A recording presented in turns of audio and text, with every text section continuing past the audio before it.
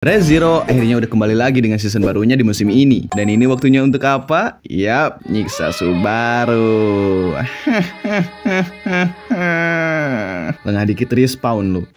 Lah, tukang apel? Kejauhan woi. Cok, kejauhan. Jadi, kenapa gue bilang kalau anime ini tuh bakalan bikin lu trauma? Ya, itu sebenarnya cuma buat clickbait aja sih. Tapi anime ini seenggaknya bakalan bikin lu terenganga, tercengang, pipis di celana, sampai berak sekalian malah. Kenapa nih kira-kira? Lu lihat aja season 3-nya cuy. Di 5 episode awal, kita udah diliatin si Subaru mati digantung rantai tajam. Terus ada bocah yang dijatuhin dari menara. Terus warga-warga dijadiin lalat sama bocah songong ini. Walaupun songong ternyata dia bisa berubah bentuk cuy. Bisa berubah jadi Pokemon gak deh? Oh, itu biasa aja buat lu. Siap deh, paling psikopat. Lu keren banget dah, ngentot. Seenggaknya, itulah yang gue rasain pas nonton anime ini. Gue sebenarnya udah lupa sama ceritanya ini kayak gimana. Jadi gue harus nonton ulang dulu sebelum bikin video ini. Tapi, ada satu episode yang bener-bener nempel di ubun-ubun gue karena saking dibikin traumanya gue saat itu. Yaitu, episode pas seluruh dunia membeku dan jasad Rem lagi ada di pangkuan Subaru. Episode yang bener-bener horor parah. Subaru yang mentalnya udah rusak. Perjuangan Rem yang brutal buat nyelamatin Subaru. Ditemani dengan soundtracknya yang gila dan scene yang bikin merinding. Penderitaan Subaru benar-benar memuncak di sini. Ini adalah cerita tentang orang lemah yang ditaruh di situasi tergila yang gak bisa lu bayangin. Di video ini, gue pengen ngebahas lebih dalam tentang anime Re:Zero yang bikin gue sempet trauma, tapi di saat yang sama ngajarin gue tentang apa itu arti perjuangan. Jadi silahkan duduk dan rapatkan belahan pantat kalian, karena mulai dari sini gue bakalan serius. Gak juga sih, tapi tonton aja dah.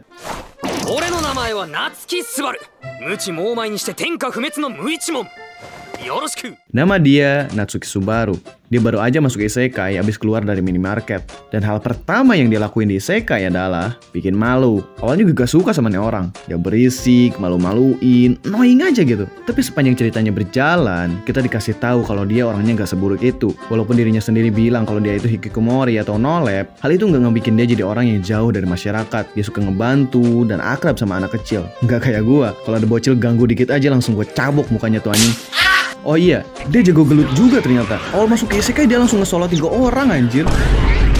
Kalau nih orang kagak ngeluarin senjata bakalan mampus tuh mereka. Jadi mau gak mau si Subaru harus nyerah dan digebukin. Pas dia lagi digebukin, dia dibantuin sama cewek setengah elf yang ngenalin dirinya dengan nama Satella. Si Satella ini lagi nyari barang yang dicuri dari dia. Dan si Subaru pun memutuskan buat ngebantu dia nyari barang itu. Tapi mereka malah keluyuran sana sini ngehambat prosesnya. Kayak ngebantu anak kecil yang ternyata anaknya tukang apel yang awalnya ngusir Subaru gara-gara dia miskin. Tapi akhirnya mereka nemu rumah ini di daerah kumuh berantakan. Yang katanya ada orang yang namanya Felt, pencuri yang ambil barangnya Satella. Pas dia masuk ke rumah itu, rumahnya gelap. Dia hampir gak bisa lihat apapun.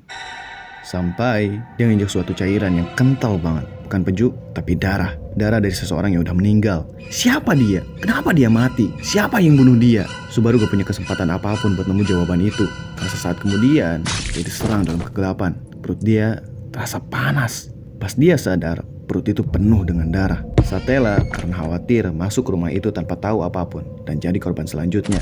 Apakah ini akhirnya? Kenapa MC-nya mati di episode pertama? Pertanyaan itu terus-terusan muncul di kepala gua pas pertama kali nonton anime ini. Sampai tukang apel muncul lagi. Apa yang terjadi? Apakah semua hal itu cuma mimpi? Kenapa tukang apel? Apakah dia MC sebenarnya dari anime ini? Pertanyaan itu terus berputar di kepala Subaru sambil mencoba buat memproses sama apa yang baru aja terjadi. Kematian yang dia rasain itu terasa terlalu nyata buat disebut sebagai sebuah mimpi. Ternyata semua hal itu beneran terjadi dan dia memiliki kekuatan untuk mengulang waktu setiap kali dia mati. Dan nama cewek ini bukan Satella, tapi Emilia. Me and the boys benci Emilia. Kontribusi macam apa yang cewek ini lakuin selain jadi beban Subaru? Rem supremacy, man. Ya, mungkin impresi pertama Subaru tentang Rem itu nggak terlalu baik sih ya. Gila bro, Subaru pertama kali kena metal itu gara-gara dia anjir. Tapi kesananya si Rem jadi orang yang paling suportif buat Subaru. Pas dia malu-maluin di istana, pas dia tiba-tiba jadi gila, pas dia dikutuk, dia juga rela hancur demi nyelamatin Subaru. Sampai tangan dan kaki dia dalam keadaan yang hancur. Rem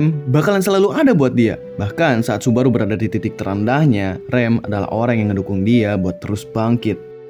Fuck Emilia, Rem buat gua aja sini bangsa. Tapi mungkin jalan yang Subaru ambil sekarang itu adalah jalan terbaik buat dia. Kalau dia milih rem, dia mungkin bakalan menjalani kehidupan yang lebih damai daripada yang sekarang. Tapi apakah itu bakalan bikin dia puas dengan kehidupan dia? Subaru itu orangnya egois, serakah. Dia pengen nyelamatin semua orang di dunia asing yang penuh dengan bahaya ini. Dia rela mengorbankan dirinya sendiri buat nyelamatin orang lain. Lagi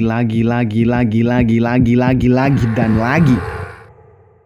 Dan pilihan itu memaksa dia untuk menghadapi kehidupan yang penuh kesengsaraan. Ada saat dimana dia gak mau melakukan apapun dan memilih untuk pura-pura gila karena trauma yang dia alami. Dia gak punya siapapun yang bisa memahami kesengsaraan dia. Karena setiap dia pengen bilang kalau dia itu bisa mengulang waktu setiap kali dia mati, ada tangan bayangan yang bakalan genggam jantung dia. Di mata orang lain, dia bocah tuh kelihatannya kayak orang aneh. Tiap kali dia respawn, dia tuh suka bertingkah kagak jelas. Tapi kita sebagai penonton tahu penderitaan dia itu kayak gimana. Apa yang harus dialami sampai dia jadi kayak gitu.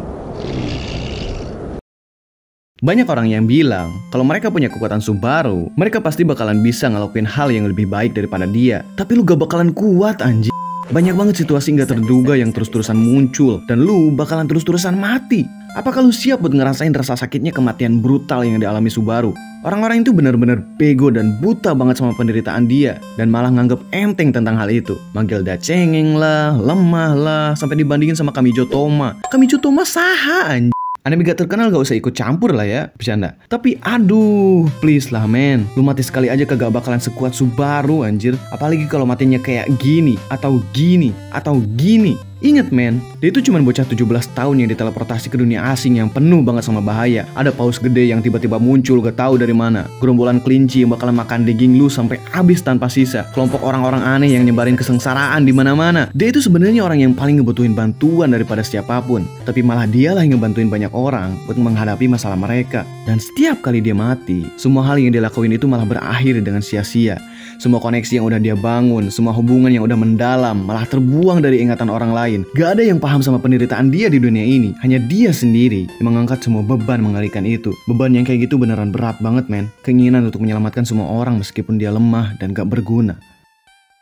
So here's the thing, kegigihan Subaru itu adalah hal yang ngebuat dia disukai sama banyak orang. Emang dia kadang ngelakuin hal bego yang nyebabin kematian dia, dan jadi alasan yang bikin dia terus-terusan depresi dan hampir gila. Tapi dia berhasil mengambil banyak informasi dari semua itu dan menggunakannya di ronde selanjutnya. Dan setiap kali dia berada di titik terendahnya, dia bisa terus-terusan bangkit kembali lagi dan lagi. Development yang terjadi di cerita ini nggak diukur pakai power level, tapi development tentang seseorang yang menaklukkan mentalnya. Dia bukanlah MC overpower yang bisa ngalahin naga sekali sentil atau gimana. Itu mah cuma mimpi basahnya author doang anjir. Dia itu lemah, tapi dia adalah orang yang kuat secara mental.